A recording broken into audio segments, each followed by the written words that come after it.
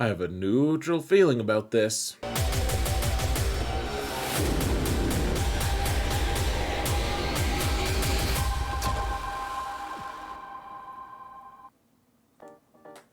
Hello everyone, and welcome to another episode of Zareth Prevails.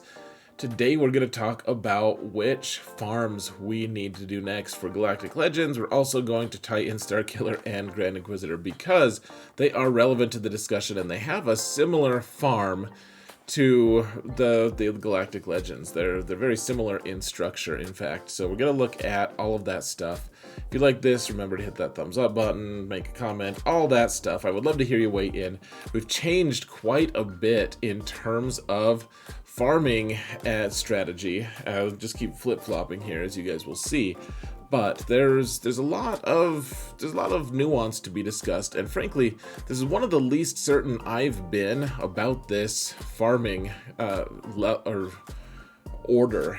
It's not because I'm confident in my analysis in the sense that I can discuss the pros and cons of all the different Galactic Legends and stuff. I just don't know, there's a lot of unknowns, but I've put this video off too long because so many people have asked me. They want to know what my opinion are on all these different characters with Jabba and Profundity in here, and I just can't put it off. So we're gonna have to put out another video in a couple months once we have more information. But other information just off the top of my head is going to include what the territory battle does with Jabba, what Jabba is going to be doing in PvP versus PvE, what the Grand Inquisitor is going to do with Riva if you can unlock it, what the fleet meta is going to look like now that Profundity is around, what other teams can actually beat Profundity, etc. There's a lot of different things. What is Lord Vader's place in the new territory battle? If there's going to be a new raid, what kind of teams are we going to want? So with that said, folks, there is a new infographic. Go to my Discord server. You can find the link in the video description. Go to the Infographics channel, which is toward the bottom. You can take this and be a hero for your guild. This is updated from my last one, and because you can see I've added Jabba and Profundity to the list. It also added Relic 9. The only one character requires 9. But it's just a comparison of what you need just for Carbanti and Kyrotech. Obviously, there are other gear pieces required, but it kind of gives you a decent snapshot of the requirements. You can see, Grand Inquisitor is a crazy amount of Kyrotech, and really for carbs, for only 6 total characters, that is a ton. Now, keep in mind the Jabba requirements. We don't know what Jabba has for his gear personally, so I just used Supreme Leader Kylo. You can see the note on the top right of, that's how much, that's what Kylo's gear requirements are. Obviously, it'll be a little bit different, and I'll update it once that happens, but I think it's a decent ballpark. One interesting thing to point out, folks, is whereas Jabba does have lower relic requirements, only 76 compared to Kenobi and Lord Vader, he still has more than the other 4 Galactic Legends, and look at his carbs and Kyrotech. It's crazy requirements, not to mention you have to do some crazy weird farms like Gamorrean Guard, etc. So there's also some decent overlap in different character requirements and everything as well. But it'll be interesting to see where he ends up fitting in. People are billing him as a player-friendly character and farm, and whereas new players, I wouldn't say it's new player friendly. A lot of those characters are just not that super usable. But there is some okay overlap with other requirements, and we can kind of see where he's going to fit in. The other thing that you guys can gawk at, I'm not going to make this available to anyone yet because it's not a finished chart. This is just me pasting my Google Sheets document here, but this is just a comparison of all the different characters, and if what their fleet rank is, it's all arbitrary. Sith Eternal gives you Empire if you have TIE Interceptor. I need to add a few notes to this. I also want to start noting how much time it takes to gear things, at least in terms of generalization of, how long it would take to farm the gear if you didn't get any gear from the outside, from any events or whatever. And then overlap characters, how isolated are these various characters? So All cool stuff, folks, I am sure, but you guys can get this Galactic Legend requirements infographic here. Note that Profundity is actually significantly more investment to get in the Chirotech realm than Executor. And with that, we're going to actually just jump into my overall ranking. Keep in mind, we're going to be discussing these different characters and their interactions. And even though the farming order is kind of my prescribed goal on what characters you want, I think the most important thing to remember is it's more just analysis on what's good, what's bad. You guys can make your own decisions, and if you're in the middle somewhere, hopefully this discussion will help give you some inspiration or some ideas to be able to get you where you're going. Whoa, it's Backpack Emperor madness.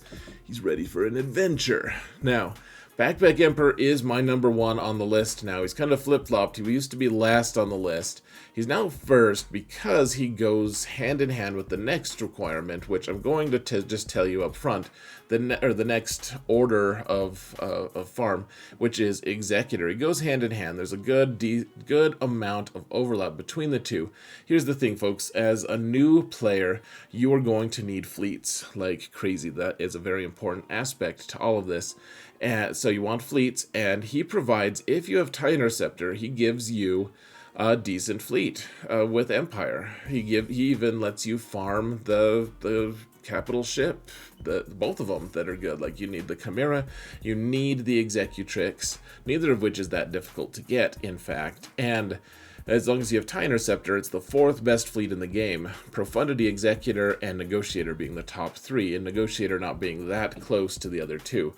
However, that fleet is only good if you have TIE Interceptor, and if you don't have access to the TIE Interceptor, to the Tint, as some people call it, which is a Conquest Unlock character, then that fleet becomes significantly worse, and you may want to change your farming order to Supreme Leader Kylo up front instead. So the Finalizer has similar levels of output, but it... you know, you get that instead as a fully functional fleet, as opposed to the one that, if you don't have TIE Interceptor, you ain't nothing. You ain't nothing. So, you get the Empire fleet, and then there's a good amount of overlap. Immediately, you already have a Relic Piet, and Executor doesn't require that much stuff. All of his requirements are fairly player-friendly. For the most part, they're good. They help both fleets, both the Executor and the Empire fleets. And then you have two good fleets right off the bat.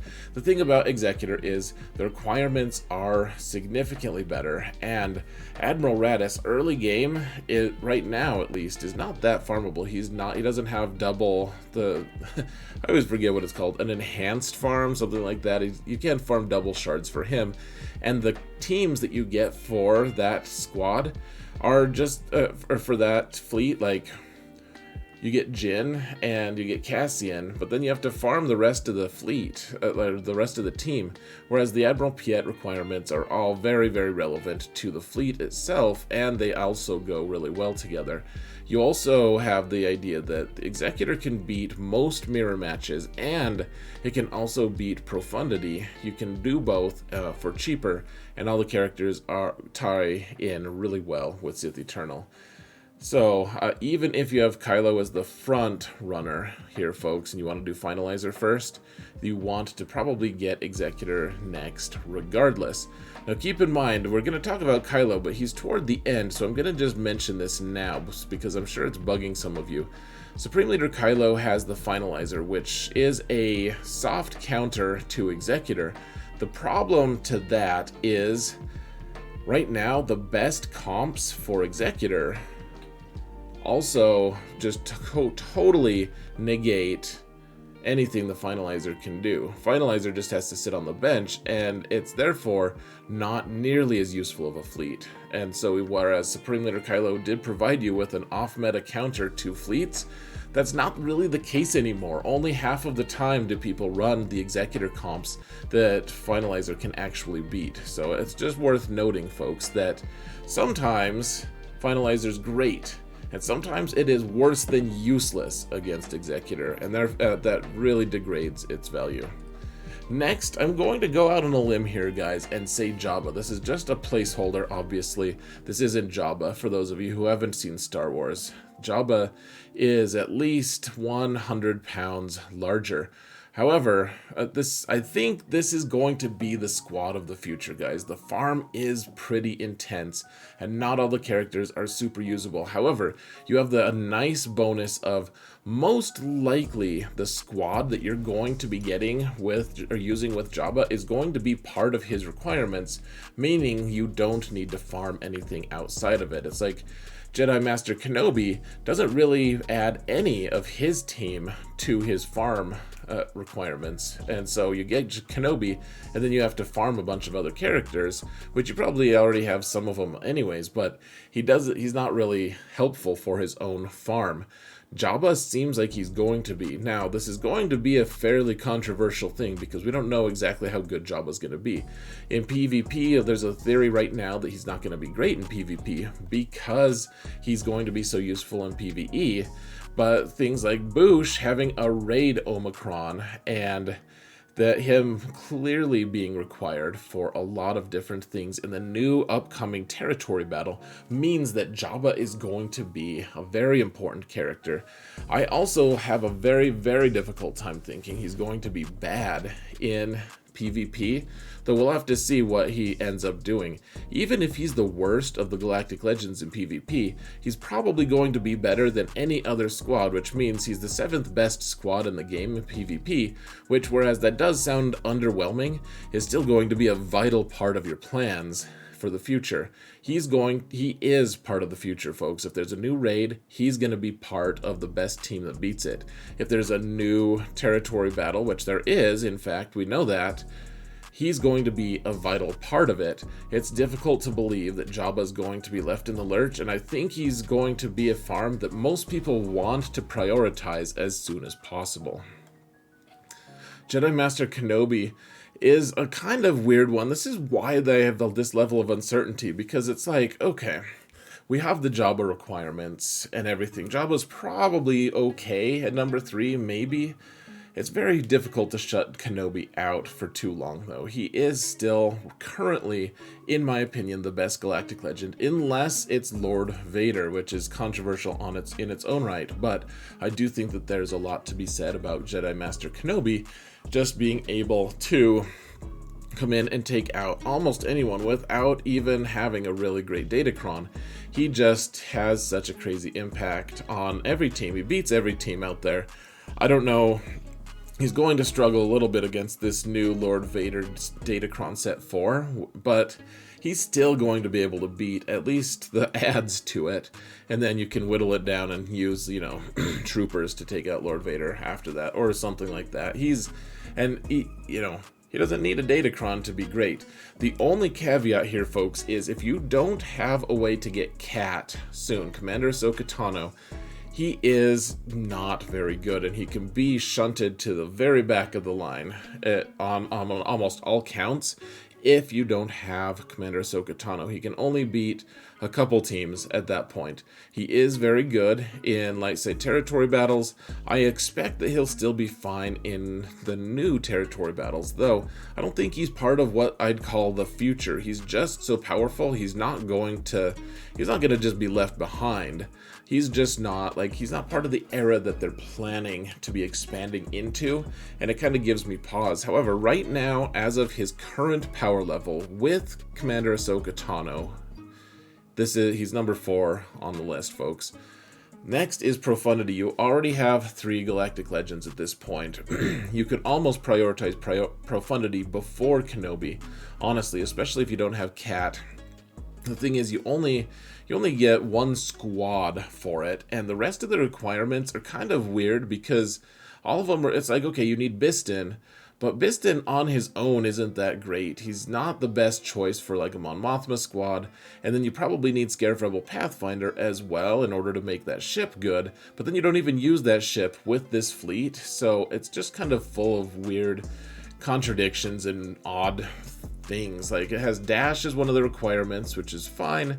It also has the Mon Mothma required as well, which Mon Mothma kind of makes sense, but at the same time, she's not part of the fleet, and you can't really use her with any of the other requirements that we've accumulated so far. However, Profundity is the #1 fleet out there, and you probably need to give it some due consideration, folks.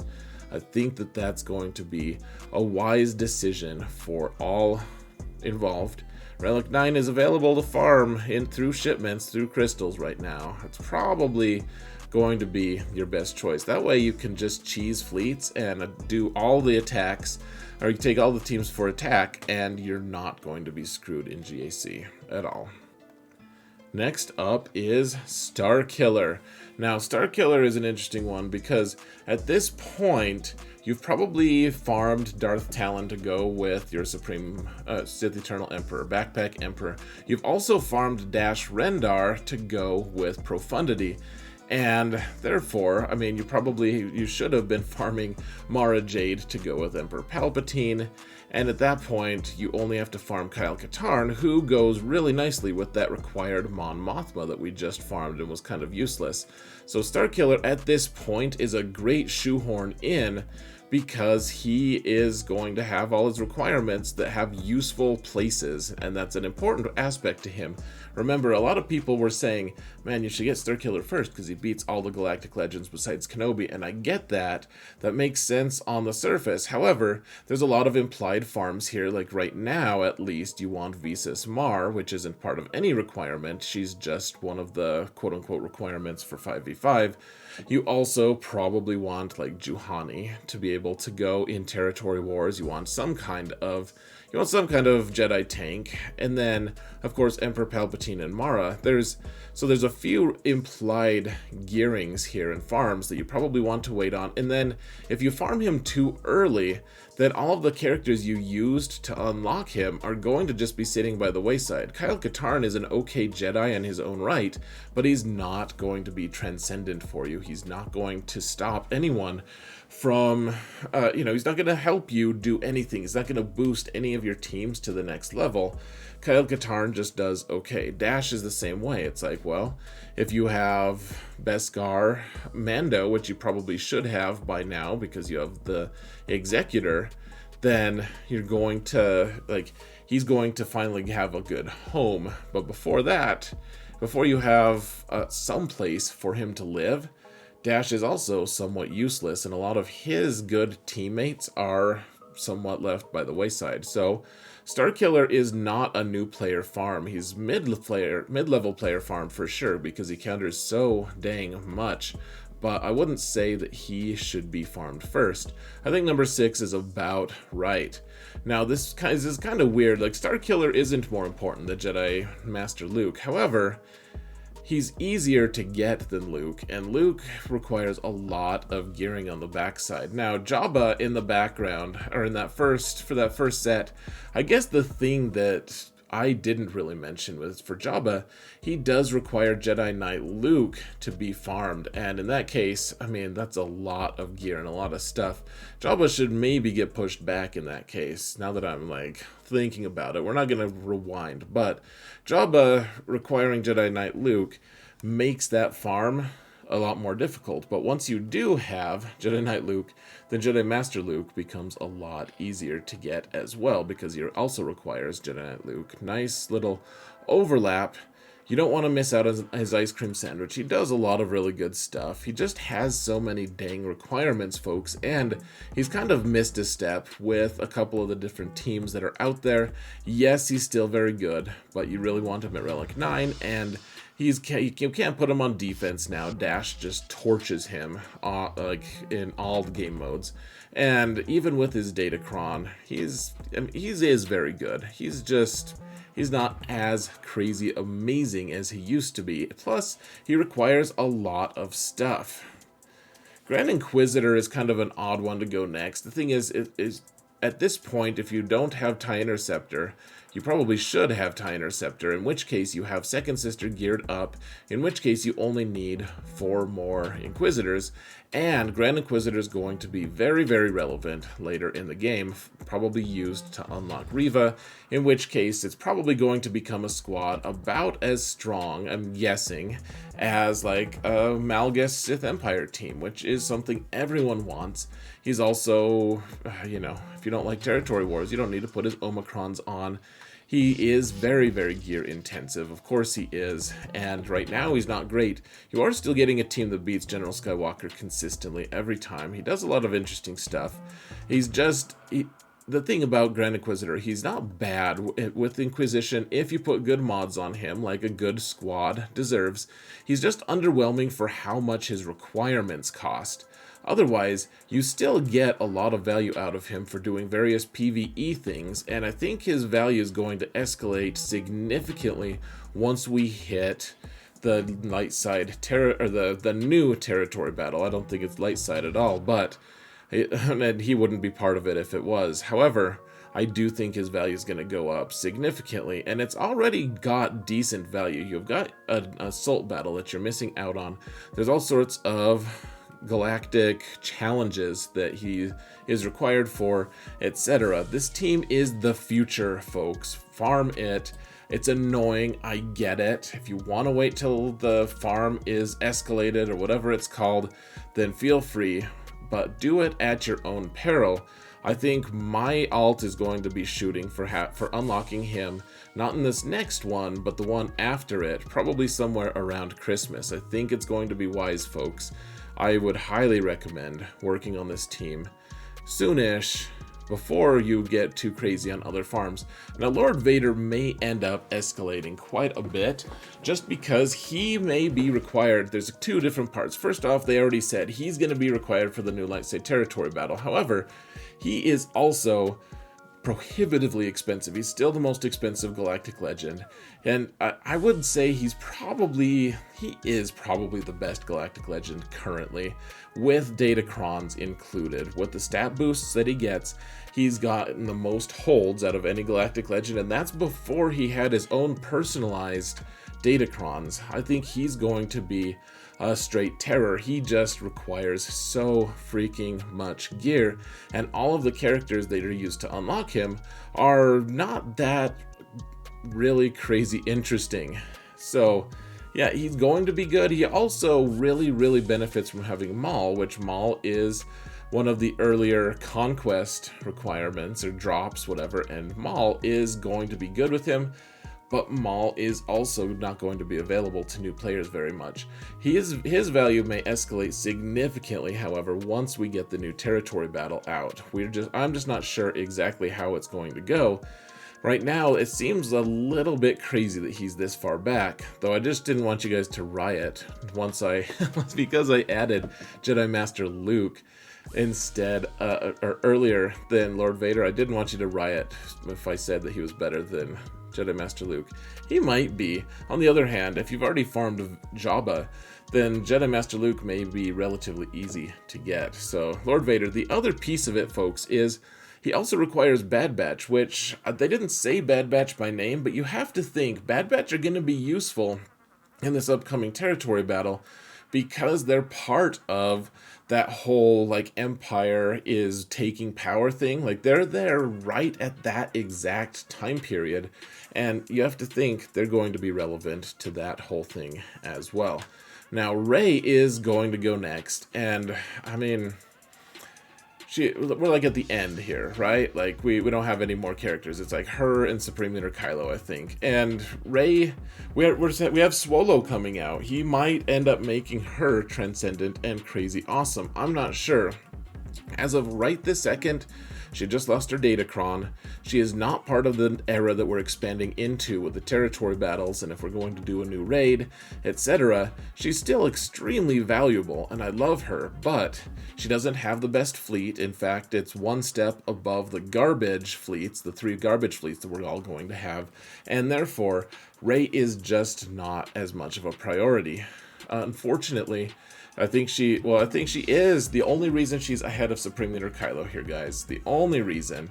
Well, first off, let's say territory battle. She is really nice there. The other reason is the potential of Swolo, of Ben Solo, the current conquest unlock. We'll know more in a month's time. However, right now, she's just not that essential to our roster. And finally, we have Supreme Leader Kylo, which he was the top of the list last time. He's bottom of the list now. And the thing is, top of the list because of his awesome fleet and his off-meta counter to the best fleet in the game. Number one, it's no longer the best fleet in the game. Number two, it's no longer a counter to the second best fleet in the game, which it used to be. Those two things, combined with the fact that he gets horrific banners against a lot of different things, make him less of a priority. Now, I will say there's an argument to be made for him being the first to farm because he requires one of the least things, and you get to farm his whole team, and you get other teams to go with him. You also get a passable fleet, and you can beat, I think the best thing about him is he can beat that Rancor really early. The Sith raid early. You can also do a lot of damage to the challenge Rancor. So there is some really solid reasons to put him first. And honestly, in terms of overall counters and strength, he probably is better than Sith Eternal. However, I do like Sith Eternal's fleet a little bit better, and fleets are more important in this day and age, and that's why the two have flip-flopped and swapped. I know that it seems a little bit crazy, and it seems like, how is one character the worst this time and the best next time, and vice versa? It's just a matter of fleets, guys. At the end of the day, fleets are really important in this game. If you don't have them, you will really struggle. If you have them, it's going to pave your way to victory. I have Executor on my alternate account and only 2 Galactic Legends, and yet I beat people with 6 Galactic Legends regularly because I have Executor and know how to counter Executor. I know how to use fleets to my advantage on that account and beat the people I'm opposing because they don't know what they're doing in fleets.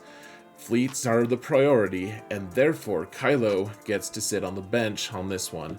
I realize that it's harsh and we may change based on evaluations later, but I don't know where to shoehorn him in otherwise. I really don't. Maybe he could flip-flop with Rey, but maybe not, because he doesn't have that really cool booster character like Rey has. That being said, folks, I was as succinct as I could be, and yet we still went almost half an hour. I hope this was helpful and this discussion was useful to be able to get you where you're going, folks. I would love to hear your input. What are you trying to farm? What's in your wallet? Oh wait, that's a commercial. And I just want to know what your thoughts are here, because frankly, it's wide open. In 2 months, Jabba is going to be in a different place, almost certainly. Or the people we're prioritizing are going to be different. But right now, this is what I would advise. And, if you can hold off, then feel free. Or, let me know what I did wrong. I'm not infallible. I'm not the sole arbiter of truth. Actually, I am. That was a lie. I totally am, guys. So just do what I say and have fun doing it. Thank you all so much for watching, and remember that in all things, Zareth is the sole arbiter of truth.